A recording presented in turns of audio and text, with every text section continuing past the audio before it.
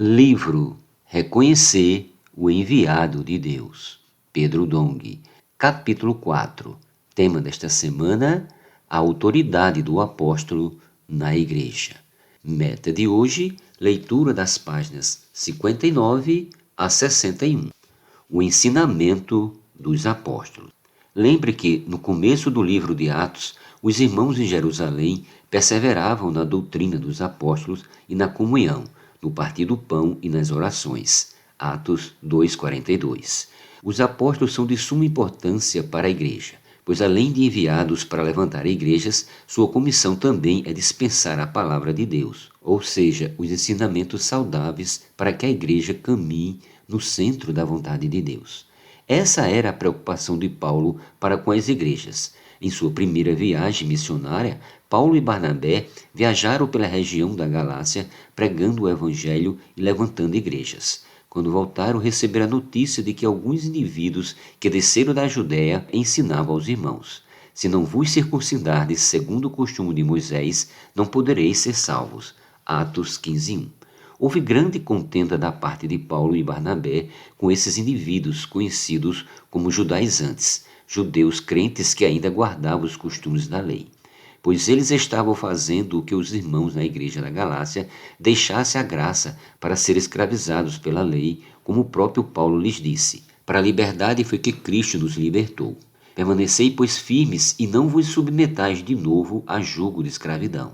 Eu, Paulo, vos digo que se vos deixardes circuncidar, Cristo de nada vos aproveitará.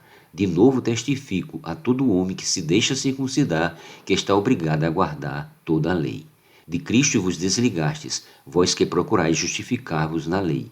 Da graça decaístes, porque nós, pelo Espírito, aguardamos a esperança da justiça que provém da fé. Porque em Cristo Jesus nem a circuncisão nem a incircuncisão tem valor algum, mas a fé que atua pelo amor. Vós corrias bens, quem vos impediu de continuardes a obedecer à verdade? Essa persuasão não vem daquele que vos chama.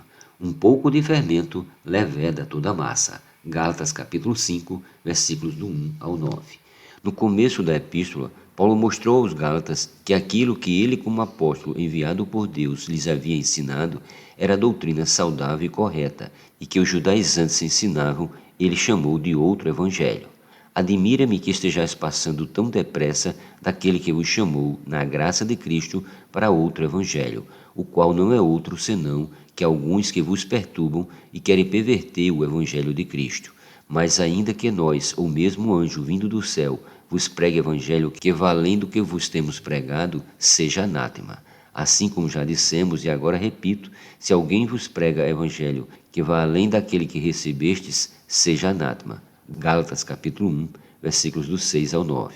A Timóteo, Paulo disse: mantenha o padrão das sãs palavras que de mim ouvistes, com fé e com o amor que está em Cristo Jesus. 2 Timóteo 1,13.